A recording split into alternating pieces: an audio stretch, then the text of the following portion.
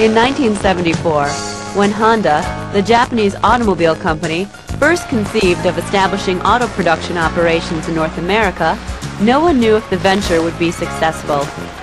However, from the opening of their first automobile assembly plant in Marysville, Ohio in 1982, Honda has never looked back.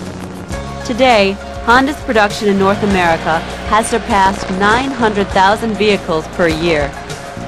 For a company whose managers were once unsure of U.S. manufacturing because they thought the labor costs would be too high and the product quality would be too low, Honda has certainly become a model of foreign direct investment. When a company engages in foreign direct investment, it chooses to invest directly in a foreign market, setting up facilities for either production or marketing within the foreign country. One form of foreign direct investment is vertical FDI, where a company invests in a foreign operation that provides for its domestic businesses. A second popular form of FDI is horizontal foreign direct investment. This is when a firm operates in the same industry in the foreign market as it does domestically. Horizontal FDI was the method of foreign expansion that Honda chose. As a means of foreign expansion, FDI provides many advantages over either exporting or licensing. First of all, although there has been an overall decline in trade barriers over the last few decades, many companies still fear protectionist pressures of foreign countries. FDI allows businesses to bypass these pressures. Another reason for the increase in FDI is the overall shift toward more democratic political policies and free market economies throughout the world. The globalization of the world's economy has also contributed to this recent boom in FDIs. Finally, many companies find it necessary to have production facilities located close to their major customers.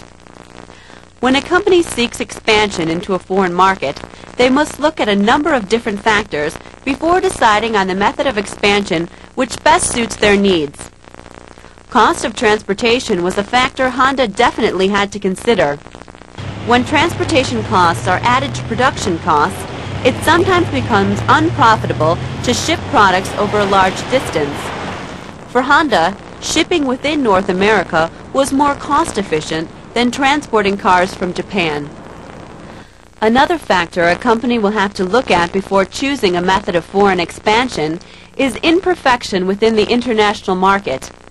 In the early 1980s, there was a great deal of speculation about the U.S. imposing tariffs or quotas on Japanese-manufactured automobiles.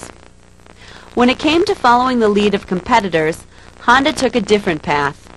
They decided to expand their manufacturing into the U.S., the first Japanese auto company to do so.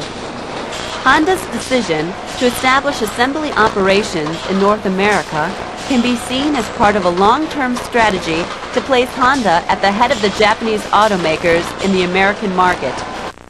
A relatively young automobile company in Japan, Honda was forced to struggle for profitability within the intensely competitive Japanese auto industry.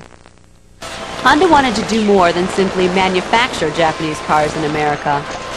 They believed strongly that products needed to be customized to the requirements of local markets. Regional differences in expectations can lead to necessary changes in marketing or production. This led Honda to develop a product specifically for the North American market, and they continue to work on it even today. In 1998, Honda began production on a specifically engineered platform, which allows them to easily finish production of the car for the different needs of either American, European, or Japanese markets, depending on what is required. Finally, there were many location-specific advantages for Honda when they expanded to the U.S. A necessary consideration was the exchange rate between the Japanese yen and the American dollar. For the past 25 years, the yen has been gaining strength at a rapid rate.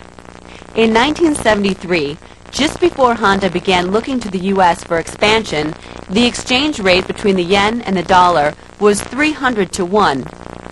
By 1979, when they opened their motorcycle plant, it had fallen to 250 to 1.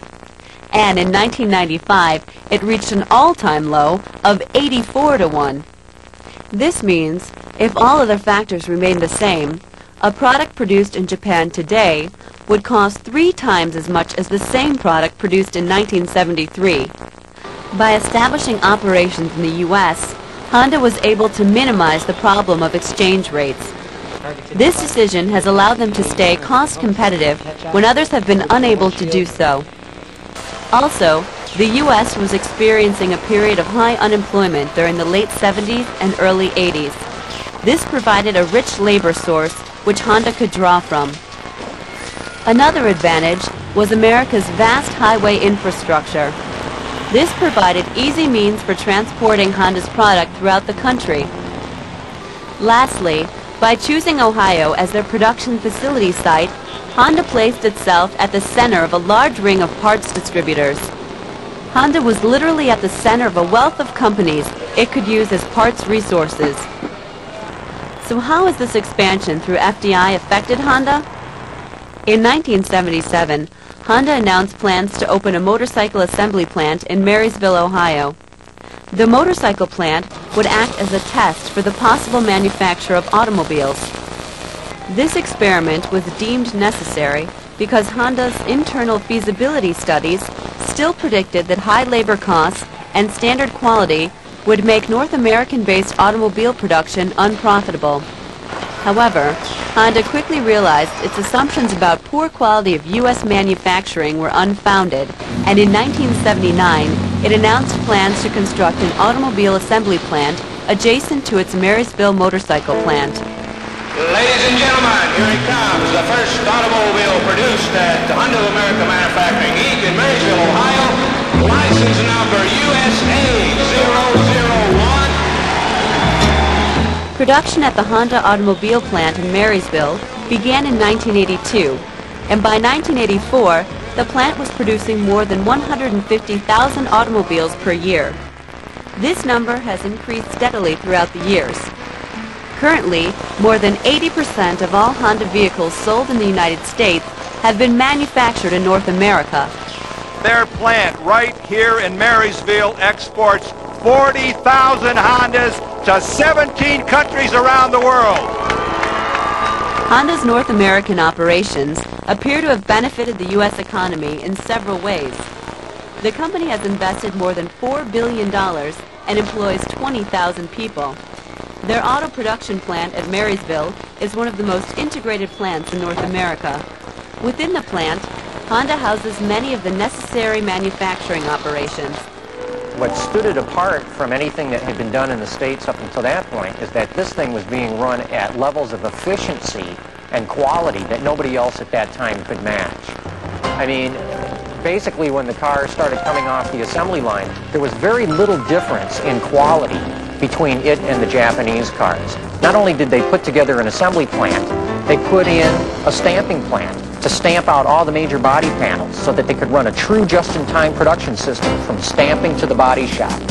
They also brought in all kinds of American equipment, showing that, hey, there was nothing wrong if you bought a Danley stamping press, for example, but there was plenty of good things in the U.S. that you could be bought here and used to make high-quality cars. And that's exactly what they turned out, was high-quality cars. They have also brought investments to the United States from many other Japanese firms. By 1989, over 29 companies had established operations in Ohio to supply the Honda plant. Also, an additional 33 companies had invested in the United States in order to support automobile manufacturing operations. In 1988, Honda exported the first Accords from its American plants to Japan. Perhaps the greatest measure of Honda's success in its expansion to the United States can be shown in the fact that while in Japan, Honda was the 4th largest automobile producer in 1990, in the United States, they held 2nd place for Japanese automakers. And they continue to keep growing. Their commitment to a long-term strategy has made them one of the most successful models of foreign direct investment, and their expansion will continue long into the 21st century.